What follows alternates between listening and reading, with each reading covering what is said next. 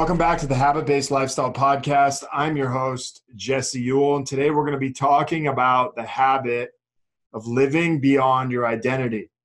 And I want to introduce you guys to a very special guest, Mr. Dane Maxwell. He is a serial seven-figure entrepreneur, has succeeded in business several times, and still had found himself unhappy. Today, he's going to actually talk about his new book that's going to be coming out called Start From Zero. And he's going to teach us the 7 different learning adventures. And not only that, the secret aspect that no one has taught you and no one had taught him that he's going to reveal today, and he's going to walk us through. So I want to welcome you, Dane. Man, thank you. Thank you. I'm ready to go. Yeah, so I'm excited to hear about these and just being able to talk to you just for a few minutes before this, just this living beyond our identity, and I think that's really powerful. But like, where do you want to start today's show? Like, what do you feel like is going to give the listeners the biggest impact? Well, the biggest thing is, like, how do you build a business at light speed? How do you build a 7-figure business? And how could you even think about building, like, say, $100 million or $1 billion company? And the foundational pattern of a successful business is 3 things. It's a very, very, very clear customer. It's a very, very clear result.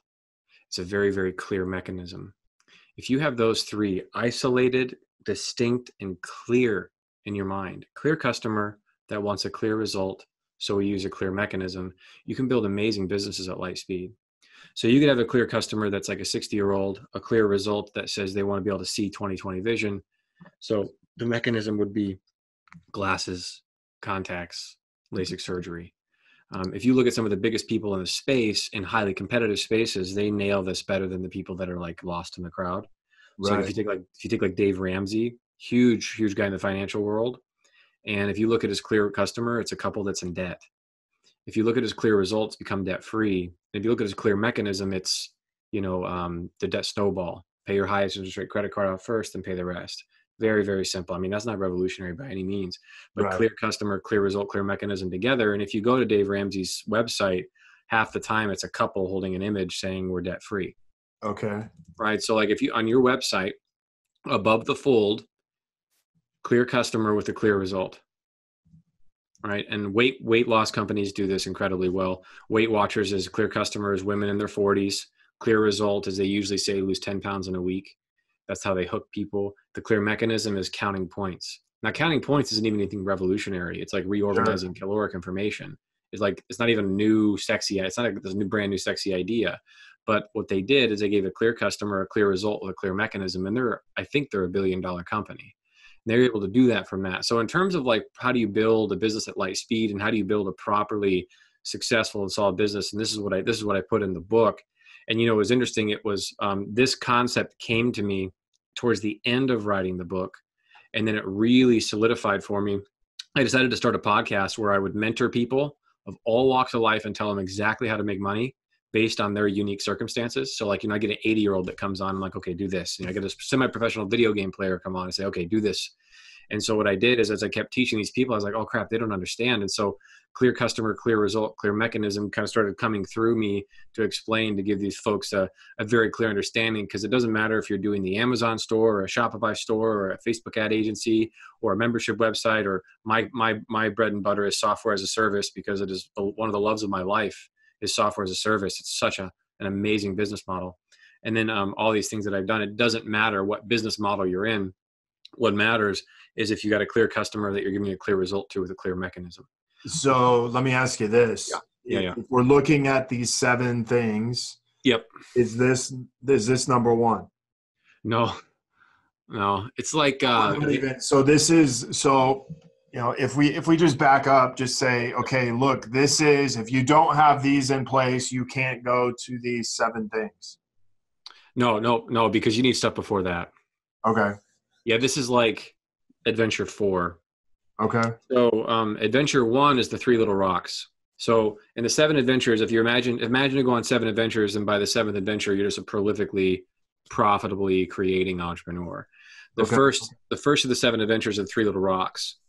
The first rock is to ask yourself the question at the end of every night, did I build equity today?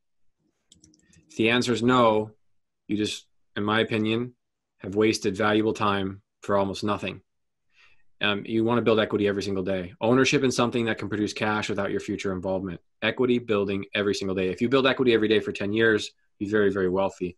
Second rock is the fundamental rule of the cardinal rule of successful entrepreneurship. Break this rule and you risk your family, your life, your money, your bank account. You break this rule, you put a lot at risk. That rule is that we do not get to decide what works. So since we don't get to decide what works, that means we should stop coming up with our own ideas. We should stop trying to be impressive and sell people. We should stop altogether and begin listening to people, because we don't get to decide what works. You don't get to decide if an ad works. If you put it on the internet, you don't get to decide if a song gets to be a hit. You don't really get to decide anything. What you do is you can listen and respond. So build equity every day. You don't get to decide what works. And then the third is how to handle jealousy. So if you've got jealousy of other business owners, which is very common, it's a very private phenomenon among entrepreneurs who are like privately jealous of people. If you have jealousy, you want to deal with that directly and quickly. And the way you deal with jealousy is by actually looking at the qualities that you admire about the person you're jealous of. Because you're jealous of someone that you actually admire qualities about them. So what you can do is you can ask with an open heart, maybe put your hand on your heart and say, what qualities does this person have that I admire? So I've been jealous of Tim Ferriss at times. It's like, I'm jealous of Tim. Like, oh my God, does he get all the chicks? And, his business is always successful. Damn, he's always in shape. And then I put my hand on my heart. I say, what qualities do I admire about Tim? Oh, he seems to be fearless. And I kind of have more fear than he does. Is there anything else that I'm jealous of about Tim? He seems to be all in his mission. And I can see that I'm not all the way in mine. So then those two things allowed me to open to Tim and now feel appreciation towards Tim and lose the jealousy and actually reflect on how I can improve in my life. So if you do those three things as a foundation, one, you're building equity every day. Second, you're not trying to force something. You're really listening. You don't get to decide what works. So you come out with a humble listening heart as opposed to a proud boasting heart trying to prove that your business is awesome. You actually listen and serve. Then you handle jealousy. Can't really be taken out very easily just with those three things alone. Now, when you have those things, adventure 2 and 3 are what you do and don't need, except it's what you don't need first and then what you do need second. And so in terms of what you don't need to start a business is you don't need an idea. You don't need experience. You don't even need confidence to start. And you don't even need to know how to build your own product. There's actually frameworks and processes now that will show you how to do all that kind of stuff that will elicit great, crazy genius just if you follow those processes. And those are some of the things in the book. Those are what you don't need. It's pretty common these days, but still some people think you need an idea to start a business. Then you get into adventure 3. That is what I would say one of the biggest cruxes. And that's where we do the identity work. The identity work, the internal, the deep unconscious, what are we really thinking of ourselves? One of the most important questions you could ever ask yourself is, what do I secretly think of myself? And that's a question that only you will know if you're being honest about. Now, it's interesting. Is this the jealousy thing? Well, you would be jealous based on what you secretly think of yourself. So right. So it's like technically the way I see it is, if we're jealous of someone, it's they have something that we don't have or that we don't recognize in ourselves that Correct. We want to. Correct. And kind of I'll be honest. As an entrepreneur, as anything, you're going to be jealous of someone. Yep. Oh yeah. The point is not to make you feel guilt and shame. The point of it is to say, listen, what are the qualities about this person that you're resisting in yourself? And if you can see it in them, then you might be able to pull it out of you. Absolutely. So yeah, jealousy as a North Star as opposed to a nail in the ground. Sure. And we tend to look at it as the nail in the ground. Yeah. So yeah. So can we, I know this is pretty quick. And so I really want to, so you talk about, did I build equity today? And so can you give me an example of what that looks like? Can you give our readers or our listeners an example of what that is? Yeah. Anything that would end up adding to your bottom line. Okay. So selling something, making what's that? This podcast that I'm doing with you would be a good form of equity. Okay. So bringing value to the... Both of us will profit from this podcast. Okay. And it will now work without our direct time once it's done. So But you could also set, like if you set up your calendar and you're like, there's a proven activity I could do every day to build equity. It'd either write something new, produce something new, produce something new. And so one of the best ways to sell anything is to talk about the results someone else got with your program. Don't talk about your program. Just talk about the results someone got.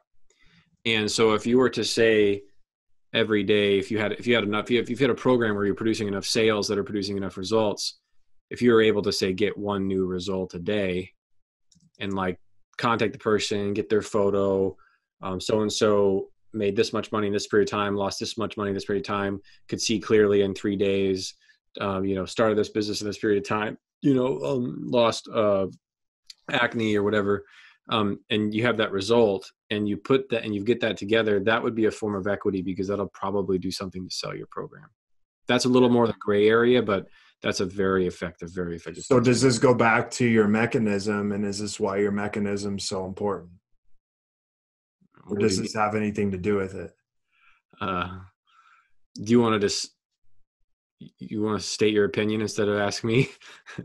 Yeah, well, I'm saying like, if you have a mechanism that gets a defined result, then, you're able to build equity into somebody because you have a mechanism that a process they can go through to deliver the result in a faster, more efficient way. Absolutely. And that's really what I think of. But so let me ask you this. You say Adventure 1 is the 3 little rocks. What is that? What does the 3 little rocks mean? Those are like they're each that question, that rule, and that jealousy thing. The 3 rocks, you put them in your pocket, metaphorically. Okay. Yeah. Cool. And I like this. Did I build equity today? Because at one point, I've had a guy on my podcast who wrote a book called The Wealth Mindset. He was the editor, but he said, hey, every second of the day, you're either spending or you're investing. And so I kind of think of it this way. It's like, hey, if we're building equity, every single day, did I do that today? Because a lot of times we go to work for 8 to 10 hours and, I could think of times for myself where I'm not building equity. So. Yeah. And the way he explains that, it makes my skin tingle. I'm like, oh crap, I'm still wasting time somewhere. Yeah. Yeah. Today, today what I worked on is editing, or the last few days I worked on editing a video sales letter that will sell a future product. So at the end of each day, like it's about a 35-page Google Doc. We'll put it into a PowerPoint. We'll create a great presentation, and then it'll go out and just sell on an automated passive basis for us. Okay. And that's like that video sales letter that I'm working on would be a form of like investment that will turn into a great source of equity. Okay. So it's like sowing seeds every day. You're sowing seeds, and eventually like the harvest is going to come in. Yeah. But if you take like John Lee Dumas, who's a good friend of mine who started Entrepreneur on Fire, and we were friends way before not way before, but right as he started that, we became friends. And he's like, oh, can I interview for a podcast? Like, sure, John, I'll do you a favor and be a guest on your podcast or something. And like, now it's like, and it's been pretty cool. But he started making $100,000 a month the day he made an offer to his audience. So it wasn't until he actually made an offer. He didn't like wait for money to appear. He literally asked for it and made an offer. He said, I will teach you how to do podcasting if you pay me $1,000. Right? That's a clear offer. And he started cranking. He bought his dream home in Costa Rica for $2 million in cash. Wow. And I don't know if that's public, but I guess now, but it's like that's what he did. But he did that by asking for money. So like you might think you're building equity. But if you're building attention, if you're building an audience, if you're building traffic, and that's an asset of returning people, that will be an asset. That will be equity. But when you want to make money is when you actually directly, if you want to make a lot of money, you need to ask for it. Right. It's very simple. That's it. Like very clear ask. Okay. Just ask for it. That's when the cash will rain in. When you're like, I want you to pay for this. I want you to get this result. It's so simple. And, but you'll see like if you have like a big blogger or something like, and they're like trying to make money, and I'm like, well, have you tried asking? Like, have you tried making an offer? They're like, oh no, trying to do ads, or, trying to do, okay. So they're like doing everything but asking. Yeah. Let's sit you firmly in your king or queen's chair and say, I care about you. I know you want this result. Give me your money and I will give you that result. Okay. And it's a pretty trippy experience. I've recorded conversations of me asking for money, and people can listen to it. I actually wrote a guide on how to make $1,000 in 24 hours by actually helping someone. And so it's like a 20-some page guide. It's got 3 hours of video, but my live sales call is there. It's like 40 minutes. You can hear how she said no to my first price, and I said no to her first price, and you can see where we landed, and you can see how it's just, when there's no charge around it, it's just such a nice, fluid, flowing, honest conversation. She's like, oh, I want to pay $10 a month. And I was like, oh God, no, we can't do that. It's I can give you $10 worth of results, but that isn't what you're looking for. That would be even better. See, maybe you should post your sales calls on that. Yeah. So, this second adventure, the cardinal rule, we did not get to decide what works. So we listen to people and then respond. I think as an entrepreneur, what we end up is we get married to our ideas. Right. We get married to, the mechanism instead of listening to what people have to say about it. Cause it's like, I could think I have the best idea, but if I don't listen to my customer, if I don't listen to my people, if I don't listen to feedback sometimes is like getting told no and like, hey, I don't understand your product. And, I think that is a super important aspect of being an entrepreneur, because no matter how great your product is, if it doesn't sell, it's really not that great. And, I think it's cool that you're kind of like taking a spin on all this stuff and say, listen to people, like really listen to them instead of, I would tell you there's shit that I've created that I was like, oh my gosh, this is amazing. This is awesome. Mm-hmm. And then it completely was like, nobody bought it. Yeah. It sucks. That sucks. And I love that your podcast is named Habit-Based Lifestyle, because the book is 302 pages. And I created it as it's fully comprehensive. Adventure 7 there's 15 different examples of employees who transformed into entrepreneurs. 3 of them are millionaires. One's the fastest growing company in the physical therapy space. One's an Inc. 5000 fastest growing company. That guy was in college when he started working with me. And by installing the patterns of this stuff, they move so rapidly. He's like 25 or 26. He's got a beachfront home on Venice Beach now. And you can see when you really do this stuff correctly, you can move at light speed. That world does exist. It is real. It just takes a new brain. And if you learn the 7 adventures, and adventure 7 being those 15 different examples, not only are there 15 examples of it'll show the customer, it'll show the pain, it'll show the solution, it'll show the offer, it'll show rough revenue, it'll show how they got the idea, it'll show how many times they failed, it'll show any tips that they have, it'll show a 26 factor analysis of their personality. So you can see how organized they are, how diligent they are, how prudent they are, how high their social self-esteem is, how high their anxiety is, how high their fearfulness is, quantifiably speaking. And you'll be able to see 15 different entrepreneurs. And there's 3 or 4 in there that are that are millionaires, and there's other that are 6 figures. And you can look at the hexacos for every 7-figure business owner, and you'll start seeing some trends. Wow. It's like, we just want to dispel the BS about entrepreneurship being difficult. And I think what I want to say now is, in terms of so we talked about this podcast being living beyond identity. Right. And I can tell you that most of my life, and still most of my days, if I'm not careful, are driven by an unconscious identity of worthless. I just unconsciously believe that I'm worthless. And that identity will drive me, just drive me just go. I'm like, where are we going? Why are we going this way? And the identity's doesn't matter, just go. So where does that identity come from? Well, probably sitting in a church, and having someone say, you're a worthless sinner, you're apart from God, and you better pray for forgiveness, because the only way to your salvation is through Jesus. But otherwise, other than that, you're sorry, you're broken. It could have been that, probably where it was, but the source of it, what we're finding is mildly important. What I've found is more critically important is recognizing the unconscious identity directly as a felt experience, and then seeing that it's got these lenses on my eyes, And then when I take the lenses off, I'm like, whoa, like I'm attracted to different women. I have different business visions. I have different visions for my whole life when I take the lens of unconscious identity of worthless off. But what I want to say to this is, oh man, I can't remember what I'm going to say now. You can take me where you want.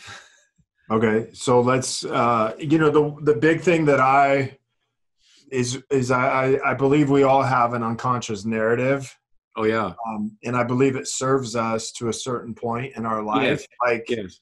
Getting you to this place, it serves. I would stop at 7 figures each time. I wouldn't go much farther because the identity couldn't handle it. The identity drove me there, but then stops. I'm living from identities ultimately limiting. And like celebrities are the ultimate example because they have golden identities, but many of them are miserable in private. And the reason is because identity doesn't make you happy. But we all think identity will make us happy. We think we'll be happy with the beautiful woman, with the great business, or like even something simpler when we have a family. Like we think that'll make us happy, but identity doesn't make us happy. It doesn't, and it won't ever. So like if you try to improve an identity, even with a golden identity, you'll still, if you're unhappy at the start, you'll still be unhappy. Identity is not what makes you happy. Okay. It's not. And we believe it is. Well, sure. We're all sold on it. Yeah, every damn day. I interrupted you though. Do you remember what you were saying? No, it's all good, man. I want to keep. So we went through kind of the first 3 adventures, right? Yes. What's number 4? That's the 4 buildable brains. So in terms of profitably creating things, what we've identified 4 different brains that you can build. And if you build all 4 of these brains, you can really, really fly in entrepreneurship. Like you just coast through all your creations. Okay.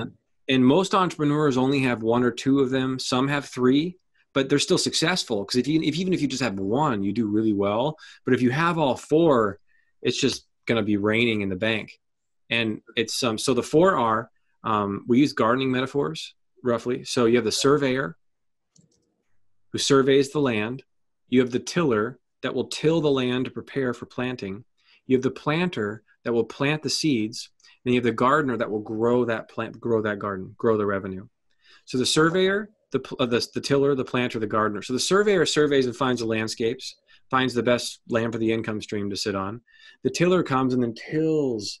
So surveying can be like finding a niche market, but you don't even necessarily need a niche market. You could do a broad niche category like ClickFunnels or Lead Pages has done. You don't need a super defined niche market all the time, but it's finding that place where you go. Then you're going to till it.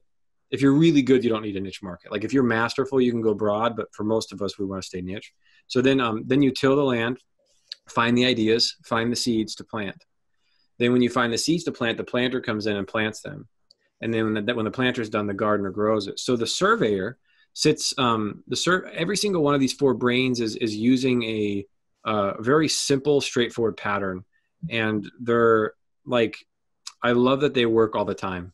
So they have so far. So, and I've done this for 15 years. You know, this book was written for over 15 years. It's not like a book of my opinions. It's a book backed by research and a ton of failure. So the 4 brains, the surveyor, an income stream is based on 4 components: a customer, a pain, a solution, and an offer. Customer, pain, solution, offer, CPSO. So once you start understanding, and I wanted to say, I have discovered, the secret of success in entrepreneurship. And I say secret because people don't know it. And you'll see they don't know it when you look at all the courses that are being sold. And when you look at how people approach entrepreneurship, it truly is a secret. And that secret is, if you want to be a successful entrepreneur, it requires really, really only one thing. And it requires, and that same thing is the thing that has got you ripped shoulders and ripped arms, Jesse. That one thing is to obsessively train. If you adopt obsessive training to your regimen of entrepreneurship, then you're going to say, okay, I'm going to obsessively train. How am I going to put in the reps? Well, what would happen if you practice reading 100 financial statements? Oh, I don't want to read financial statements. Okay, fine. You'll never be over 7 figures. Don't grow up. Don't grow up. Stay below 7 figures. Because in order for a pilot and I'm not that good at reading financial statements, but I'm good enough. In order for a pilot to fly above 10,000 feet, they have to be instrument rated. If they're not instrument rated, they can't go above 10,000 feet. That's the same damn thing with business owners. So what I'm talking about, how do you put the reps in? if you look at like if you started really looking at financial statements, like initially, God, it's like nails on a chalkboard. But then if you start really getting into it and actually actively just demonstrate love to a financial statement, oh my God, you'll be like in a category of your own. And then you'll see all the other like people, why I don't want to look at my financial statement. You're like, great, I'll eat your lunch every day then. Right? Because what's an Olympian know? An Olympian knows what all their times are. The difference between Olympians and other people, man, they know their times down to the 100th of a second. That's their financial statement. As an entrepreneur, we want to be looking at these things. So you could hire someone to put it all together and then present it to you, which is what I like to do. But in terms of how do you put reps in as an entrepreneur, obsessive training, financial statements, like if you look at 100, if you look at like a JP Morgan, man, that's such a cool story because JP Morgan's father was this global banker. And he would go out and party all the time. And so he would literally force JP Morgan to read financial statements at like age 11. So by the time JP Morgan was like 14, he had been reading financial statements for 3 years. JP Morgan went on to start some of the biggest companies in the world. And he was able to start them and run them because he ran them from the numbers. And he built that from 11 to 13. So like General Electric was JP Morgan's company. Like he did, I mean, JP Morgan was nuts, but like he read finance, like he did the reps. So what about reading your own or reading just whoever's? Anything. Like you could look at like 100 companies that you love or want to invest in, for example. And you do this over like, you do one a day. Just look at like one, like I'll create a habit regimen, like a daily regimen for folks to do. Okay. So one of them would be to review a financial statement. And so like what do you want to look at? Well, I could share my screen. We could kind of show some things, how it works. But like, you could Google how to read a financial statement and learn, but that would be a rep because like, it's no different than like saying, all right, it's time for you to do some squats. And you're like, dude, I've never done squats before. Right. Like, and if you did squats without proper form, you could really, really hurt yourself. Well, guess what? Same damn thing in business. But if you don't obsessively train as an entrepreneur, you're going to get slaughtered against people that do. So really, the one thing that you need over everything else, I believe, is obsessive training. Like you don't get a six-pack being casual. And maybe you don't want a six-pack. Maybe you just want a flat stomach. Well, then there are like the 80-20 of workouts that you can obsessively train towards to get. There are those things in entrepreneurship. Like if you want to be selectively lazy, you can definitely do that. You can build entrepreneurship's a place where you can build anything you want, depending on how creative you are. But in terms of reps, financial statements would be one. Then when it comes to customer pain solution and offer, in terms of finding income streams, this one I really recommend that you do like 10, 20, 30, 40, 50, 100 businesses. Okay, what was their customer? What's the pain? Okay, what's the solution? What's the offer? And if you do CPSO with say 100 different companies, one of my students is the founder of useproof.com, the social proof notifications. So when he came to me, he was an employee. He wanted to be a missionary actually.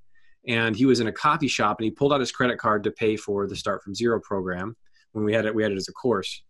And his friend made fun of him for it. He's, oh, you're spending your money on some course on the internet. That's a joke. You fast forward 4 years, that guy's in the same place doing the same critical things. And Don't making fun of him. Yeah. Well, I don't know if he's making fun of him now. It's pretty hard to, but he's still in the same spot. Right. And but this guy started 4 different ideas before Use Proof. He did customer pain solution offer all the time. He had a notebook. He put in the reps every day. He'd walk into a grocery store and he'd see, man, they have low foot traffic here. I wonder how we could get more customers in. And his brain was just obsessively training all day. And then lo and behold, he's one of the founders of a very fast growing SaaS company, Use Proof. If you put in the reps, I tell you, it's really, really amazing. So the surveyor, the reps to put in are customer pain solution offer. And looking at those. And like you could do something like freshbooks.com, customer, small business entrepreneur, small businesses, sole proprietors.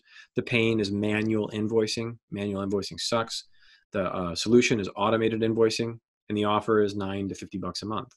Now look, in literally like 10 seconds, I just identified and explained and articulated a business in such a complete way that you could understand it almost instantly. Customer, small business, pain, manual invoicing, solution, automated invoicing, offer $10 to $50 a month. So this is kind of like always going back to the customer, the results, the mechanism. And that's like, because when I hear you talk, I hear you constantly, it's like you have it down to a point where it's like you could just look at a business and know exactly you can either know what it is or it's like, hey, I can't define what it is. So Yeah, therefore that's why you're struggling in business. absolutely. Yeah. I don't know anybody struggling in business that's clear on a customer, clear on a result, and clear on a mechanism. I don't know anybody. That's a pretty powerful statement. Do you? No, I'm just saying it's such a simple statement. I know. I'm just wondering if it's true, like totally, like globally true. Like, do you know? I mean, most people that are like struggling, like, well, I like to work with everyone. Okay. Or okay, clear customer. Nope. All right. You check you off. You're not going anywhere. But you talk to a guy, they're like, listen, my clear customers, I work with people that own gray African parrots. And, my pain is these gray African parrots have very special needs. And if those needs are neglected, the parrot could end up like pooping around the house and biting the homeowner. It's a very painful issue. So my solution is a specialized training program for gray African parrots led by a guy who's trained 1,000 of them. And the offer is $300 to get this training. Would you, that would be very, there's a small chance that they could be unsuccessful, but I would say that's pretty rare. Right. Yeah. Okay. So we got, is that everything on 4 as far as what you want to talk about? You want to go to 5? Well, briefly, surveyor is that. Okay. And the tiller is how do you till the ground? And I have actually a free book excerpt that I can give everybody that will cover that, so we can make sure we get to other things. Yeah, so if you guys are listening to this, make sure you look at the show notes for this, and you will be able to get this. Any of the links that we talk about will be in the show notes. Perfect. Yeah, and we'll put that at startfromzero.com/habits. Oh, nice. Just for your homies. And there's no email capture on that excerpt. Okay, it's just right there. Even if there is, hey, like what's that? Even if there is, it's the equity, right? Well, yeah, except if I said it's free and then and you come in there and give me your email, then now I'm kind of like, it's not free. But if I said for your email address, I'll send it. Then I'm in total integrity with that. But these are like the subtle things that I'm trying to like up level into, or just move into. So, but the tiller has 5 questions they ask. Okay. And when you ask those 5 questions, it'll find the painful problem, and it'll also find the product idea for you, all in 5 questions. And that took a ton of time to refine. And then in the third brain, the planter, my God, I really love this planter. We call it the humble product creator, because arrogance gets the best of me when I'm making products. I'm like, oh, this feature's amazing. I don't care if anybody likes it. I like it. We're going to make it, Yeah, and I found that the more we truly believe that our product is going to work and it's like the best thing ever, the less effective it is. Yes, sir. That's you run a great risk. And it's my partner, she's amazing, and she's got an idea to help women after they've been given birth. More clear customer, women who just gave birth, clear result is quickly recover their body back to their baby body or whatever, and then sure. But it's not like a standard workout thing. It's like chakra rebalancing. It's all like the spiritual stuff, and it's got to be spiritual. Look at me, I'm kind of woo, so you imagine she's. But anyway, I love this woo stuff, and I wish it wasn't woo, but for some reason, some people it is. Probably people listening here, they don't mind, or they probably like it. They're like, bring on the woo. But with her, she's like, she's kind of doing everything wrong, and like I'm telling her. And I just looked her straight in the eye like once. I would try to coach her, and she would like fight me on it. And I was like, this isn't working.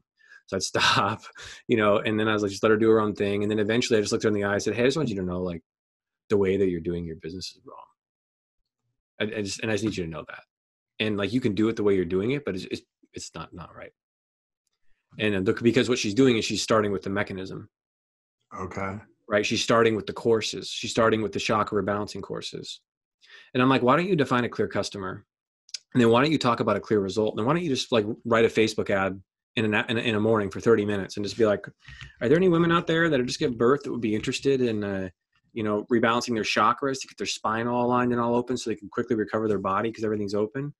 Just comment below if you're interested and I'll be in touch. Like just a simple, clear customer, clear result, doesn't even need to make the product, runs the ad. And then the next morning she's like, hey, would anybody like to do, and she could just like test all these things with women and sell it, basically sell it first. Anyway, I still think, the reason that she's doing that, and the reason why I will still slip into like starting with mechanism first, is because of just the innate terror of opening my heart and asking someone if they like my thing. So I'd rather it fail a miserable death than me risk a few moments of emotional humiliation because nobody but so now if you fail at, I failed at an idea that I spent like 30 grand on and a realtor wouldn't buy it. And then I watched her buy like $80 in drinks right after she wouldn't buy my $8 per month product. She's like, I don't want to buy your thing. And then I literally watched her send like $70, a $10 check. Or I was like, she spent $70 on drinks and she won't buy my product. This is crap. And I was upset for like 3 days. So I started selling stuff before. But like I needed that experience of like just, so she's building her product first and I'm just letting that be kind of a part of her journey and stuff. And I think, who knows, it could end up working. But in terms of the humble product creator, once we've sold an idea as the tiller, we sold an idea, we found an idea and we sold it before it exists as the tiller. Then we move into the humble product creator. And one of the biggest things that I teach that I don't hear many people teaching, and I'm shocked at this, is for us not to be the product expert. Do not make your own product. Do not be the parrot trainer. Just get an iPhone, call up a parrot shop in town, ask if they have a parrot trainer, ask if that parrot trainer wants a 20% profit income stream to do nothing but teach, and you'll do everything else. You've got a product. You got someone teaching it. Bring your iPhone in there for a little bit, have them teach the parrot thing for like half a day. You get your videos, bring them to an editor, whatever you need to do, you got your product. Do not be the expert. So you have somebody else teaching this system. You have somebody else teaching the mechanism, yes. Okay, so you're on your stuff, you don't teach the mechanism. I have pretty much no. Like my software as a service companies, I hire out the software developers. I'm hiring out the mechanism. For the identity level coursework, I've got a guy in Asheville, North Carolina, who has a step-by-step system to becoming friends with the most unfriendly parts of your mind. So your mind's no longer at war with itself. And then you just go every day. Like you just wake up and like, how much more action could you take if you stop thinking? Like it's insane. So how do you harmonize the brain to do that? Well, fuck if I know, excuse my language, it's me, you need to beat that out. But like, so I hire the expert out, but I know that people need it. So, I've got a clear customer, entrepreneur, clear result that they struggle focusing. Okay. So I don't know how to help people focus, but I can find an expert that does. And I did. And so we created a course and now I have an income stream from that. Customer, entrepreneur, result, clear focus, mechanism. I don't even know what we call it. How to make friends with your mind so you're focused, and yeah, it'd be a making friends with a step-by-step system to make friends with the mind. But you can see I'm not clear on that. And I don't feel clear. I feel nervous when I talk about it. And you want to know that course doesn't sell as well as it could. So I'm living and breathing my own, eating, taking my own medicine, but I can work on that another time. And actually, now that I'm just exposed myself publicly, I'm going to. But no, a humble product creator. What's that? So when you expose yourself publicly, it means you're ready to work on it. Good. Yeah. Thank you. Yes. Here's my tender humiliation of not following my own advice everywhere that I can. So, because I need to, because what you do one place, it sneaks in everywhere else too. So the humble product creator is incredible, man, because like I broke it down into 4 goals of every product, 4 killers to pay attention to, 8 distinctions to follow, and 4 intentions. Like, so here's what you intend when you're doing it. Here's what your goals are at the end. Here's the killers to make sure you focused heavily on. And then here's the 8 different distinctions. And if you can actually print it out if you want, put it on your walls. It's a visual chart. It's beautiful. And you're like, okay, as you're building your product, you just like keep looking at that thing. Cause like our brains are faulty to a fault. And like a brain left to its own devices without any discipline, without any reading, without any like renewing the mind, any of this stuff, like the brain left to its own devices is very, very risky. So we want to take advantage of that. So, my girlfriend, she's like, Dane, how can I go about making a lot more money quickly? And I said, that's really easy. Just find like 5 women that are crushing it and just spend time around them. Your brain will automatically up level. Just that's all you need to do. So, she's a part of the course. I was making $4,000 a month, and then I went to a Dan Kennedy event. And then when I left, I was pissed that I wasn't making 40. And that was after 3 days. Like and then within a year, I 10x'd my income from 4 to 40 by just being around people. Because the brain is a relational tool, and the brain is always relating to its environment, and it happens automatically. So wherever you bring your brain, it is learning how to relate like that environment. So if you're bringing your brain someplace every day that's like not good for like you're really risking, like your brain's vulnerable. Take good care of it. And also, so like the brain's faulty left to its own devices. Oh, but with my girlfriend, for example, when she's she put a program on like how to be a successful blogger, and it's a really good program. Like I'm watching the content, I'm like, yeah, this woman's amazing. She's not wasting her time. She's not trying to puff up her ego. She's straight to the point on every video. Videos are amazing. And she's got a Facebook group. And so I said, on that Facebook group, go in the Facebook group and say, hey, women, what are your results been so far? Tell me about your business. Like I'd love to hear your numbers. And then the women that post the most numbers and results, she can private message and begin a friendship with. And that's how she could find her, top 5 women to be around. Right. Okay. So yeah, but with the humble product creator, it's hard to remember all those things. So you want to have that in front of you when you're making your product. But if you do, you'll make an amazing product, because like one of the killers is not to change human behavior. Like you don't want to change human behavior. And like just that one thing, like you can look at your product and be like, am I trying to get people to change their behavior? Oh crap. Okay. No wonder. Behavior change is I mean, you need more than a product for that. Cause like, I love the example of the Nordic track. Nobody really uses those anymore, but many people still use treadmills. Right. Nordic track asked people to change their behavior, and it was good intention, and it worked for like a year or two. But man, the behavior change is hard to stick. They're no longer around, and they're even kind of fun to use, but like still, they're just a little awkward. Cause like, so don't change behavior if you can help it. And my successful software product, paperlesspipeline.com, that's an amazing product. And we built a paperless system for a real estate office. And we did it by not changing the behavior.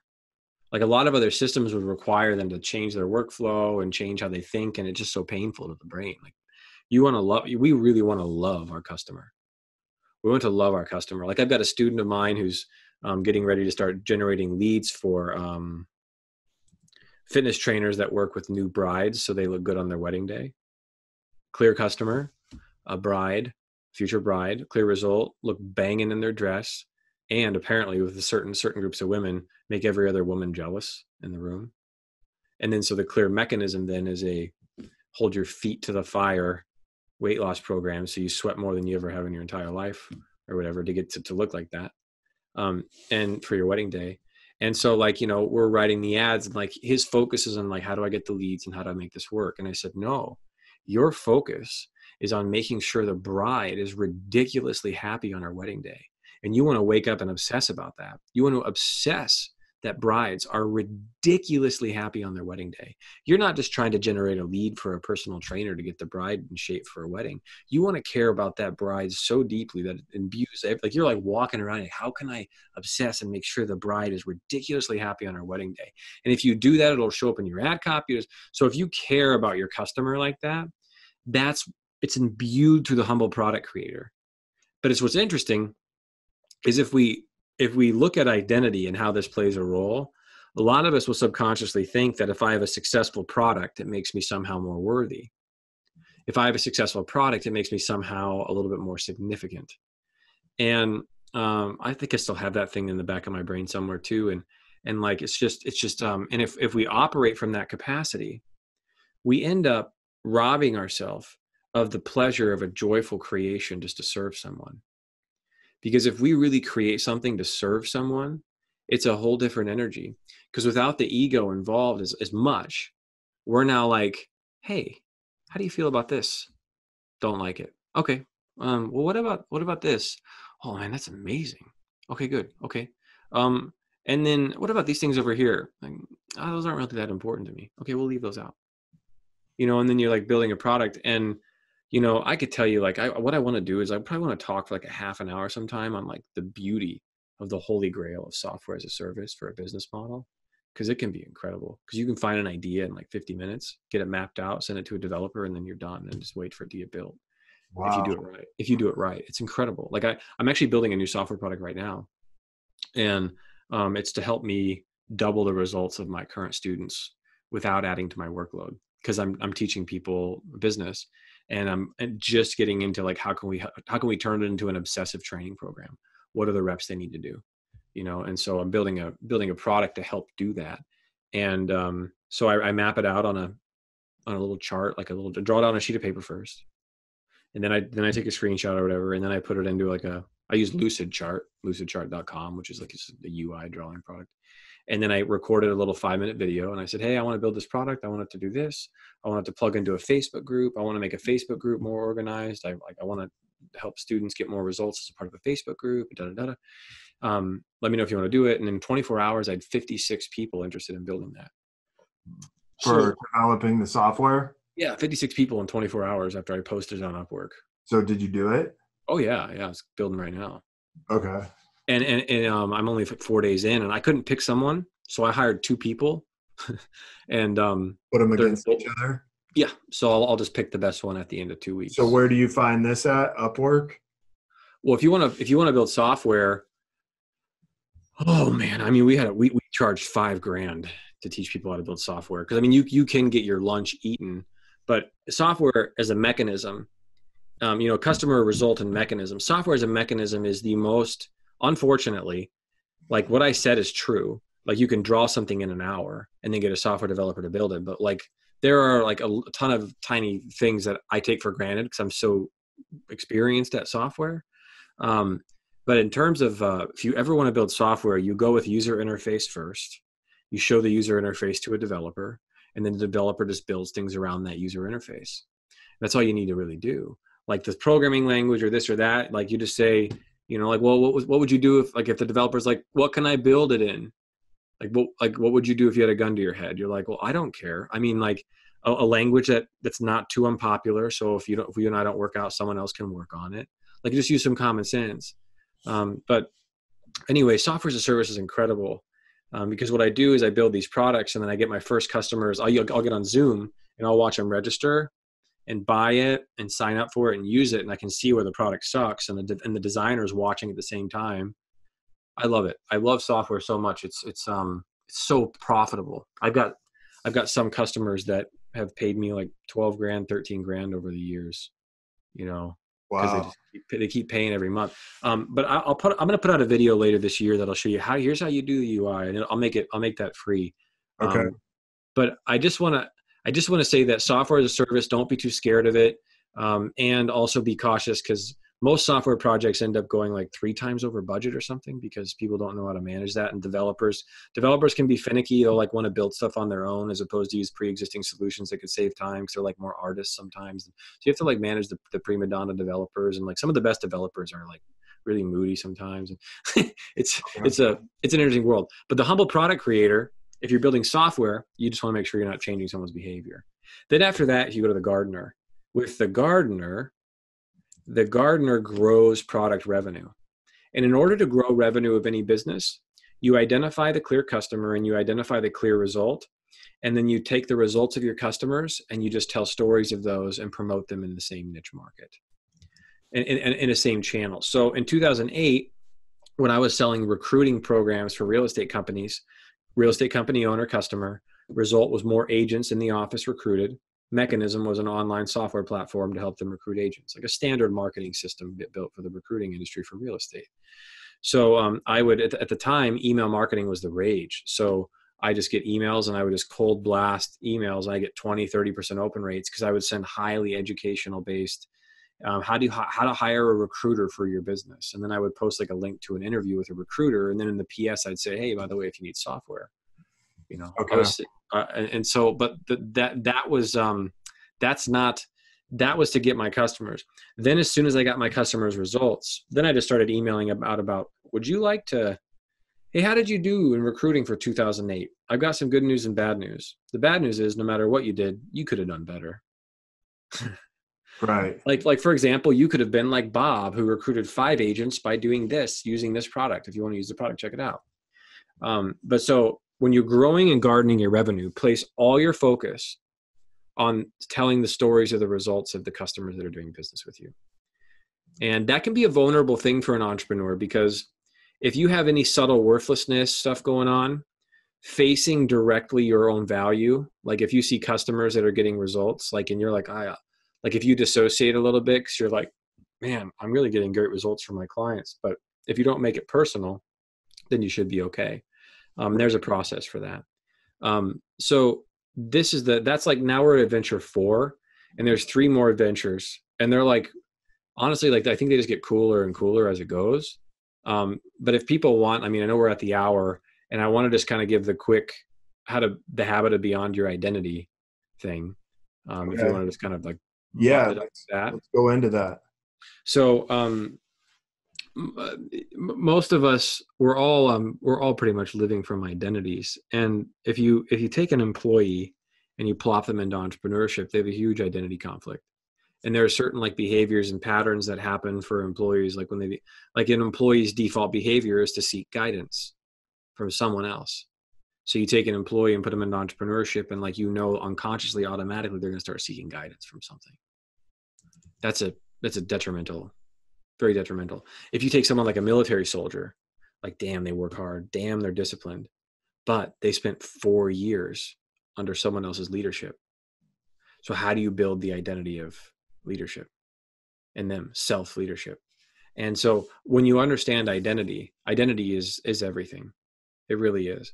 Because we're always, once we wake up from this, so this is what I understand about identity, and this is what you want to do. This is the step-by-step system to not working from identity, or working beyond identity, like living beyond your identity is what we could call it. So I think the next great frontier that's here right now, that we're all being called to shift into, is to work and live from a place of unconditional joy. And in order to work and live from a place of unconditional joy, that means we have to wake up from our sense of identity completely, almost completely, if not completely, and live and work from the place that a baby is from the day they're born. Because you see, babies they're incredibly happy, because happiness is naturally what we are. We already are happy. Happiness is naturally what we are. Freedom is what we naturally are. We already are free. We just forget because we get so transfixed on, I got to get this business successful. I got to get this right. I got to get this down. I got to get this and this. And the mind gets so transfixed on these things. And the reason it gets transfixed on these things is because we believe that we're an identity. So like, if we believe that we're worthless, but we see like 100 men that are all worthy as successful entrepreneurs, the worthless is pretty clever. It's going to drive you to be worthy. But there's a whole other realm. Like, you could wake up from the concept altogether. You don't change it. You don't fix it. You don't try to upgrade it. You don't replace it. You literally wake up from the concept of identity altogether. And this is not an easy thing to do, because if the brain can grow very threatened. Like, my brain will go extremely threatened sometimes. Like, if my mentor is like, Dane, you already are free, I'll be like, screw you, I'm not free. What are you talking about? Blah, blah, blah, blah. And he's like, and that's the exact thing that we need to notice right now. That response we need to be with. So that's how you. So this is the map that I want. And I don't want you guys don't have to believe me. This isn't like a religion or anything. This is just something that you could try and experience yourself. So right now, we're all feeling something. What is it that you're feeling right now as you're listening to this? Maybe you're feeling inspired. Maybe you're feeling upset. Let's say no matter what it is you're feeling, inspired or upset, or one of the two, or one of the 100 that you could be feeling, what within you is noticing that you're inspired? There's something in you seeing that you're inspired. There's something in you seeing that you're upset. It's this thing that's watching. And that thing that's watching is already free, is already happy, is already fulfilled, is already complete. And when you start to shift awareness and your focal point of attention to the watcher that's watching feelings, and realize that you can like watch any feeling. Like, if, let's say, you have this like rampant desire to make your business more successful. Beautiful. Watch that feeling. Let that be a feeling you can hold. I have a rampant, incessant, I must get better desire to build my business. That's beautiful. And it's perfectly okay. Be with that feeling instead of being driven by that feeling. Be with the feeling fully. And then this well-being will emerge. And then you can make a free choice. And it feels incredible. So if you want to do this right, you probably need a lot of help. Like that's why like these like spiritual people will like find spiritual teachers and spend years with them. We need help. And so I get a lot of help with this. And I use a guy, he's got a program available. It's either makingfriendswiththemind.com or makefriendswiththemind.com. But he's got a step-by-step approach for changing the focal point of attention in your mind. So you find a place of instantaneous, unlimited freedom. Yeah. This sounds like self-actualization. Yes. Except this guy would probably say there's no self to actualize. I mean, it's just, he breaks my brain all the time, Jesse. So like, it's wild. So, but what I'll tell you, I've accessed the space, and the way that I access the space is I make a decision. Like I literally decide, I'm going into my body. I'm going to go into my body. I'm going to be with whatever's there, and I'm not going to take any of it personally. So any thought I have, any feeling I have, if I'm taking it personally, then I won't even take that personally. I depersonalize it. And then I immediately start to get like sometimes super threatened. So my body will get hot. And then I'll notice if I'm starting to take it personally or I just let it move through me. I get some issue with my mother and abandonment come up. And it was, I was like, oh, my mom. And I was taking it so personal.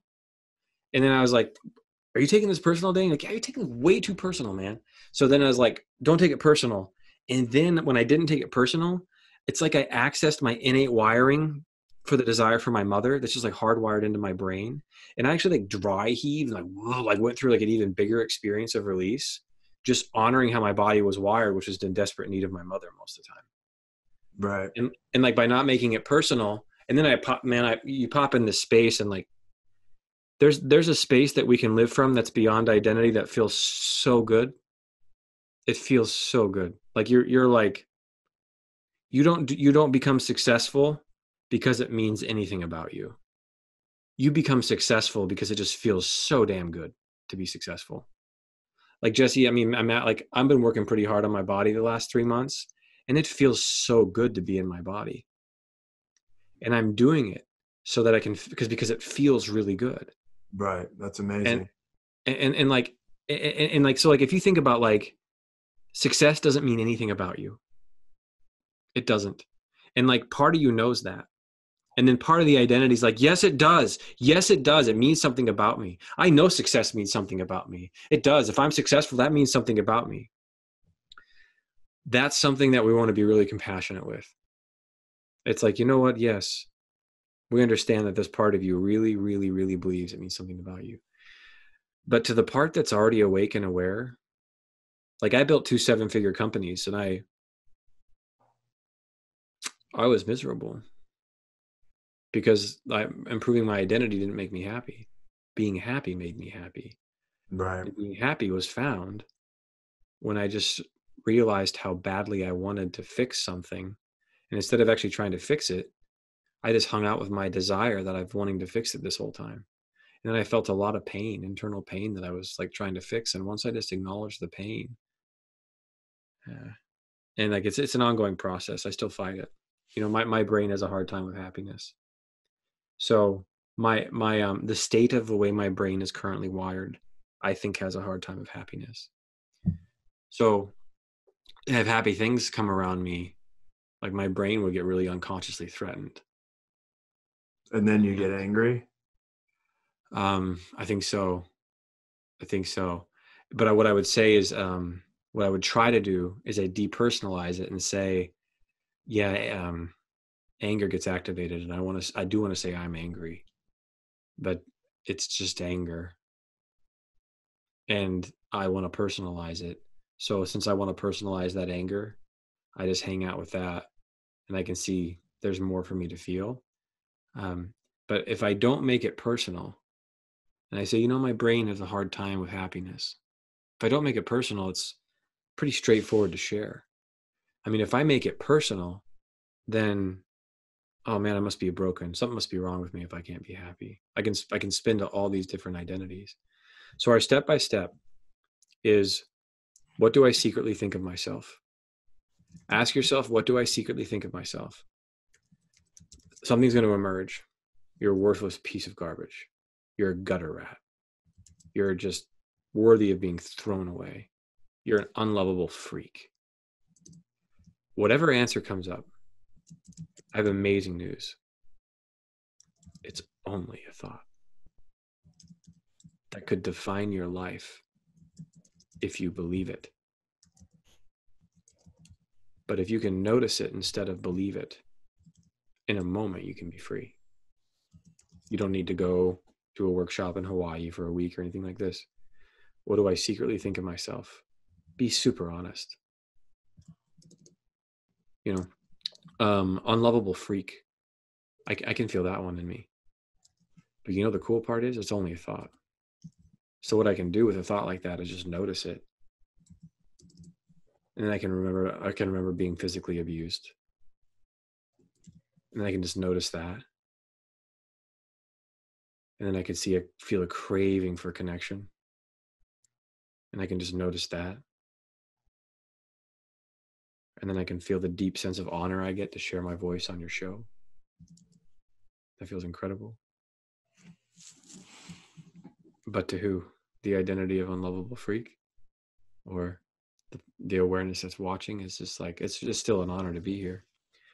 But what do I secretly think of myself? Let it come, and then notice it instead of believe it. And dude, if you do that, it's game over. It's game over for that identity. Like what I'm trying to work towards right now, what I want everyone to work towards right now, is we want to live and work from a place of unconditional joy. That's where we want to come from. That's where I think we should come from. And that's not easy for me all the time. So that's like the next frontier. Like, how do we explore that?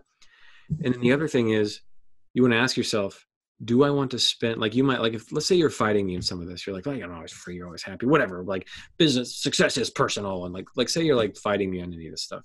You just want to ask yourself a question. Do I want to live a life driven by my identity? Or do I want to live a life driven by my heart and soul? Driven by a place of unlimited awareness? That choice is for you to make. And you'll only be lying to yourself. So the step by step, secretly ask yourself, what do I secretly think of myself? The next thing, and this is it, is sit still and do nothing. And when you sit still and do nothing, the worst thing will come up. And when the worst thing comes up, hold it like you would a friend. Like, you sit still, dread. Oh God. Hold that like a friend. No. Then hold the no. Maybe. Hold the maybe. Hold the There we are. That I can hold. And when you hold that like a friend, you'll start retuning the attention of your mind. And then if if you have a product that fails, for example, and success doesn't mean anything about you, then you're just maybe sad because it's not going to get someone the result you thought. Right. But if it means something about you, you could resent the people, you could feel like a failure, you can do all these things, and don't do that to yourself. There's no point. There's literally no point. There's no need to struggle in business. There's no need for it. There's no need to suffer. You can get the right training. You can do you could obsess about the reps. Success in business can be easy if you do the hard work, if you do the rep work. There's no need to struggle. So I would leave us with that. Recognize you're not who you think you are. And I'll say that even if you're thinking positively about yourself, that's still not who you are. Oh, I'm handsome or strong or eccentric. You're way more than that. Those are only thoughts. And when we can live beyond identity, man, what a gift to be in those moments. Thank you, Jesse, for your time. The book excerpt they can get at startfromzero.com/habits. And if you like the excerpt, please do pick the book up. I poured my whole soul in that thing. Is the book done? Yeah. Oh yeah. Yeah. It's It'll release March 31st, 2020 on Amazon. Okay. Amazing, man. Yeah. I've done a lot of things very similar to this. Yeah, I imagine you have. So yeah. I think the habit of living beyond our identity is a question you could all ask yourself. How can I build the habit to continually return to living beyond my identity? Because most identity programs out there will tell you, change your identity, fix your identity, upgrade your identity. And what that does is that reinforces that something's wrong or broken and needs fixed. And that keeps the identity in place. A lot of programs are not actually hitting the nail on the head, which is perpetuating suffering. Right. The thing that you need to understand is that there's a place beyond it, and the identity doesn't need changed. It doesn't need anything other than to be noticed, loved, and woken up from. If we wake up from it, then it's just there, and it doesn't like, oh yeah, there's that unlovable freak, and it's only a thought without the weight. And that's the place. That's what I was missing for like 8 years. When I had the guy that showed me this, and then like had my suffering vanish the moment I just stayed with my search to end my suffering instead of actually trying to do it. It was like, what the? So simple. Yeah, that's amazing, man. Well, I want to thank you for being on here. Like you gave a ton of value. Good. You gave a ton of equity. And I hope so. Yeah, no, man, it was amazing. I really enjoyed just hearing you and listening. And, I think if somebody's listening, like go back and re-listen to this again, because I think people will miss out on key things that you said. Yeah. That really can have an impact on your life, and, your business. So yeah, thank you again, man. It was a pleasure. There's no need to struggle. There's no need to struggle. Well, the only reason we struggle is we're not clear on 3 things. I love that smile, man. You got a good smile. Yeah, that's, let's be honest. In business, if you don't know who your customer is, you don't know the results they're going to get, then the mechanism you created is already dysfunctional because it's created off your ego, and your ego is not your amigo. And if you slip into mechanism, like if you try to do like Amazon products and you're like going to sit around looking at mechanisms all day, you're going to be miserable. Yeah. So you'll lose. You won't have any innovative products. You can innovate. You can be very innovative by obsessing with clear customers and clear results. Like I'm at my chiropractor's office and I'm in the back and I think I hear him say, "Yeah, I'm going to fuck you very much." And I was like, "What did he say?" I think he said, "Thank you very much." He comes back. I was like, "Hey, did you say fuck you very much on the call?" He's like, "I most certainly did. I was talking to the insurance company." And I was like, "Oh, what was the problem there?" He's like, got to wait 5 minutes on the phone to get a piece of information. Great. Clear customer chiropractor, clear result, get your insurance information without having to talk to anyone on the phone. Clear mechanism, let's put together the team to do it. Because Elon Musk doesn't know how to get to Mars. He doesn't know how to build all the aspects of his cars. Clear customer, savvy people that are energy conscious people that also like status. They want a result of an electric car. So he outsources mechanism. You really want to start getting to outsource mechanism. And that's a big thing it's a big identity shift for a lot of people to make, because we're taught that our money comes from our expertise. And when you switch to your money comes from your ability to generate a result and live there, you get really, really rich really quickly. Yeah, it's kind of crazy because I think of my gym business. I had 2 training facilities, and the more I stepped away from being the one that was training, the more money we made. Really? Yeah. And the more I had other people do the training, the more I could spend on, working on the customer, working on the results and promoting those, and the more that they could deliver on the mechanism. Wow. How did it feel to do that instead?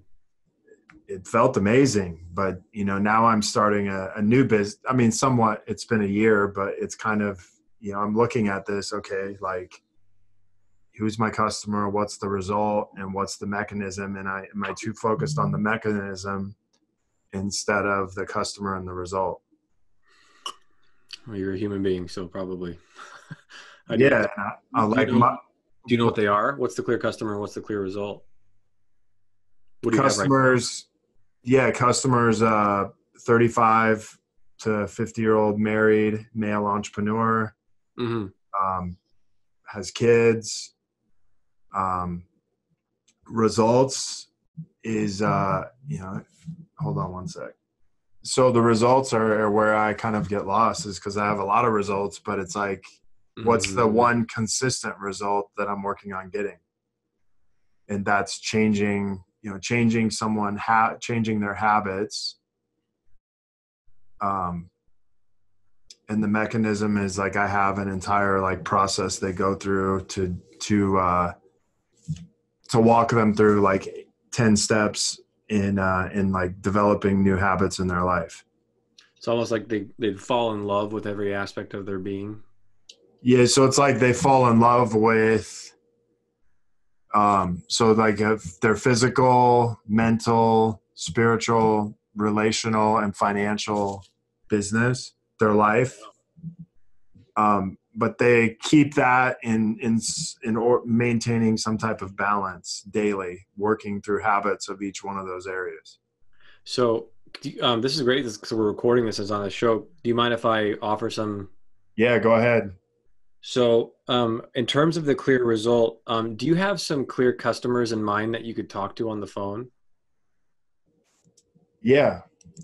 So all you really want to ask them is, you say, I'm thinking about putting together a program that would involve these like 4 or 5 things.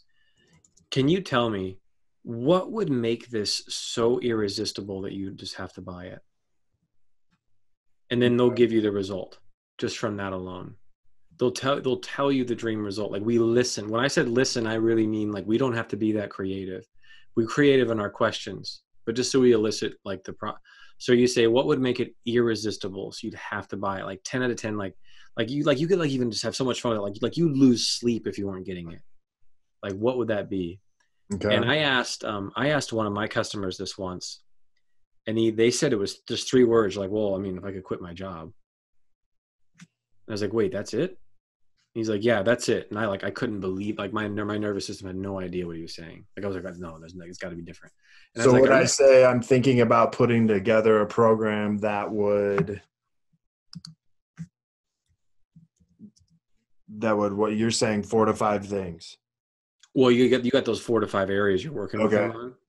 Yeah. Okay, so yeah, so we would refine this. I love that this is on the show because this is kind of an iterative process. So like if I'm talking to 35 to 50-year-old male, what I'd actually do is I'd say, hey, it's good to talk to you. Can you tell me what are some of the things that have been on your mind lately?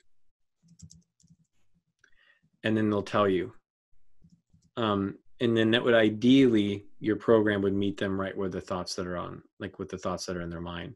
And if you have a 35 to 50-year-old male who's married and has kids, and you can slide right in based on the thoughts that are currently in their mind. And then they'll say whatever it is. And then since your program is a holistic transformation, it's probably going to provide a result to whatever thought it is they're thinking. But I taught tons of people how to build software as a service because everybody wants to learn that. most people are like, most people were like, well, I don't know a lot of people wanted to buy it. But then when they got in, I did identity work with them. And then through the identity work, like some of my students are like top of their field. I got Sam Ovens, consulting.com. He was a student of mine. He couldn't even afford my program when he joined. And now he's like do 30 million last year. Yeah. I got like Chandler Bolt guy, who's like, these are my students. And we did deep entrepreneurial pattern recognition and deep identity. But what I sold them was what they wanted, which was the SaaS. They wanted software as a service. But Sam doesn't have a software business. And Chandler doesn't have a software business. He's got self-publishing school. And Carl Mattiola doesn't have a SaaS business. He does have a SaaS product, but that's not the bulk of his revenue. He's probably north of 8 figures a year. And he's not doing anything SaaS related.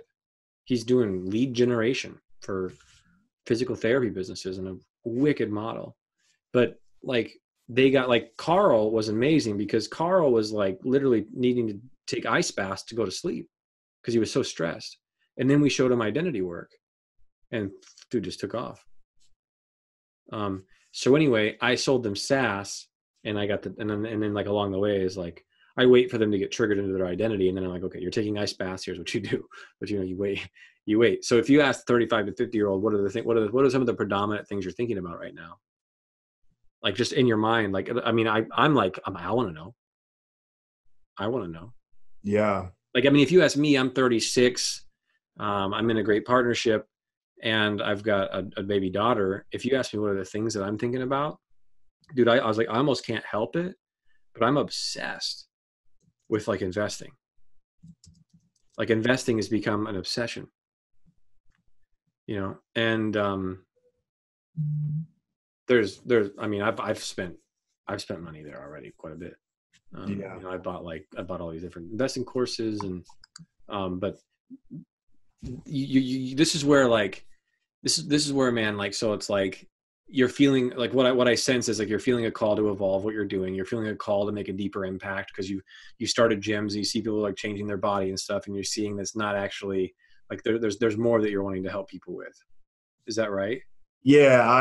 I originally started, as a trainer, worked my way into training facility, but it was like the people who are successful, we weren't just talking about, working out and, nutrition. There was like, they were talking about everything. Well, here's what happens when I get stressed. I get to work, I stay at work late, I am not sleeping, my wife, my kids, all this stuff. So when you're on the phone with them, you'll ask them, what are things you're thinking about? Another question I'd ask them is, do you like how your mind thinks right now? So like the way that your mind works and thinks right now, do you like how that's working? Like, or what do you like about it? What don't you like? And then they'll tell you. And then like, this is where you want to bring like a naked, vulnerable humility where you're like, oh God, like, because there's a chance that what you're thinking about may not be what they want. But the good news will be, man, that what they want is probably going to be way simpler than what you were thinking. Like quit your job. That's it. Are you sure? Yes. Wait, are you absolutely? He said, dude, I'm absolutely sure. That's all I want. Quit my job. Oh my God, it's been like 7 years and I haven't ever brought that up once. I should have listened sooner. So like, there's a chance they won't want what you have, but they'll want something simpler. And if you listen, you'll grow super, super rich here. You'll have easy marketing. Your marketing will be effortless. You'll put blog posts out or emails or Facebook posts or whatever you put out, but then it'll just shoot straight into the mind of these men that are 35 to 50 because like, you're nailing what they think. Like, so basically, I don't know what is the result they want. And so if I find out the result they want, the mechanism takes care of itself. It falls in place. Because let's say you have 5 people that are paying you for the result. You're like, okay, let's experiment until we get you there. And they're like, that sounds great to me. And so now you're just like, okay, we'll try this. Okay, that provider. Nope, this did this. Like you can figure a result out along the way. Okay, cool. Yeah, man. So awesome. that I think that would be a good conclusion to the show. Yeah, that's awesome. Thank you very much. You're welcome, dude. Equity. More equity, right? Your smile when you say that's so great.